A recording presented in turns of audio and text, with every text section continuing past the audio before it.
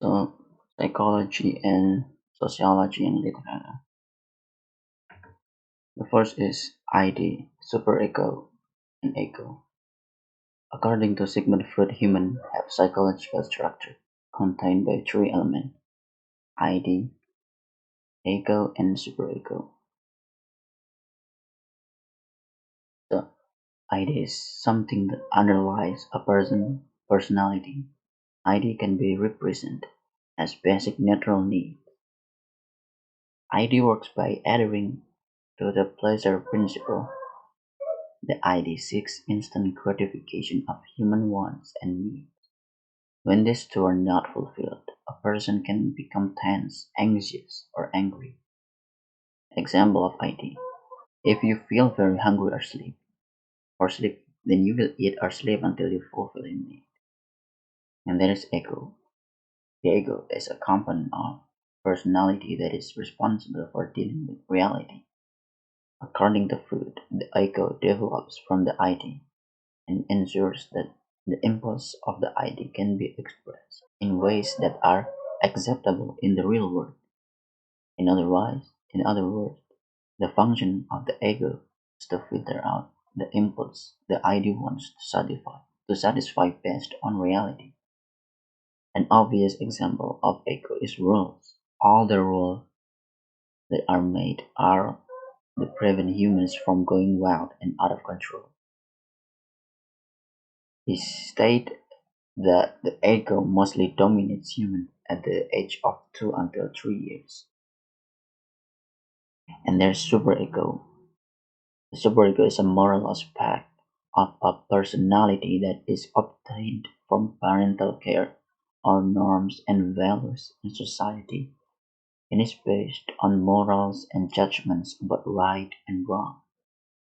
Although the superego and the ego can reach the same decision about something, the superego's reasons for making decisions are based more on moral values.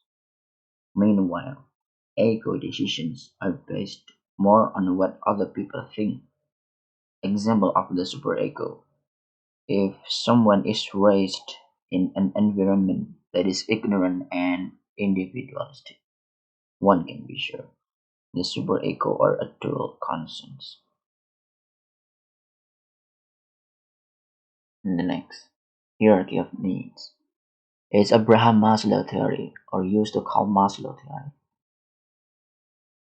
In basic needs, we have psychological needs, safety needs, and after you fulfill the basic needs, human will move to the next stage, psychological needs, belonging and social needs or love needs, esteem needs, and after this fulfill, the last stage is self-fulfillment needs or self-actualization needs. So, psychological needs are the most basic needs that must be met by a human being in order to survive, and this need is of course very important and cannot be negotiated.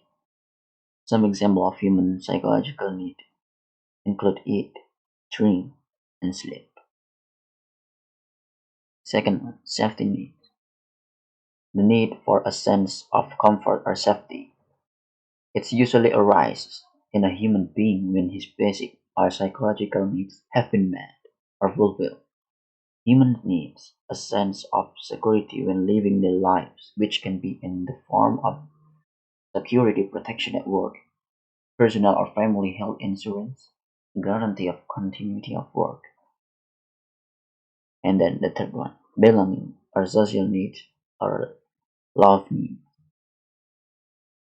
It happens if the two basic needs have been met or minimally sufficiently.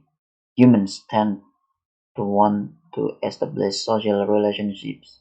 Human need affiliation and interact with others, or the opposite gender. Humans need friendship and then esteem needs, or the need for appreciation.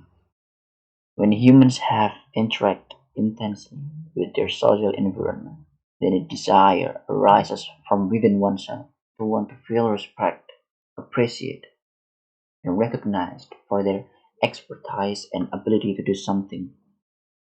The point is that humans need self-respect for everything they have achieved. And the last one is self-actualization needs. Self-actualization is the highest level in human according to Maslow's hierarchy of needs. And this level actually has a very close relationship with the process of self-development and one's potential. The need to demonstrate one's potential, strengths, expertise, skill, and knowledge. In self-actualization, humans tend to experience an increase in themselves. If at this level humans have very strong self-actualization, then they will really like things that are in accordance with their passion or potential, because they feel they really need it to continue to improve.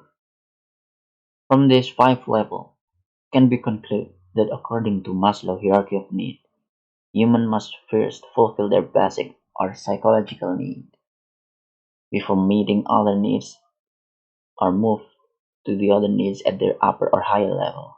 What needs to be underlined in Abraham Maslow theory is that when humans have met their own needs, it will create a motivation within themselves. For example, if someone feels that his or her work achievement is sufficient, then it's about salary or position, then all of that will not affect his work motivation anymore. Even if they are influential, they will not have a significant effect. And the last one is Zimbardo's psychology theory. The Lucifer effect was written in response to his findings in the Stanford prison experiment. Zimbardo believes that personality characteristics can play a role in how acts of violence or obedience are manifested. In the book, Zimbardo says that humans cannot be defined as good or evil because we have the ability to act as both, especially when faced with situations. Example include events that took place at the Abu Ghraib detention center, where a defense team including Gary Myers argued that it was not prison guard and interrogators whom were guilty of physical and mental abuse of prisoners, but of the Bush administration police themselves. According to Zimbaldo, good people can be persuaded and initiated into behaving evil.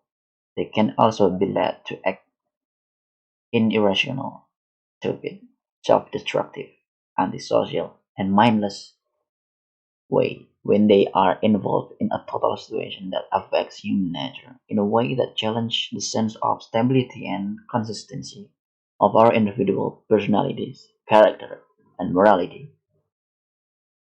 So what is the Stanford Prison Experiment? I will explain as I can. So, in 1971, Zimbardo accepted a permanent position as professor of psychology at Stanford University. With a government grant from the U.S. Office of Naval Research, he undertook a Stanford prison study in which male students were selected out of 75 applicants or participants. After a mental health check, the remaining men were randomly assigned to be prisoners or guards at the mock prison located in the basement of the psychology building at Stanford.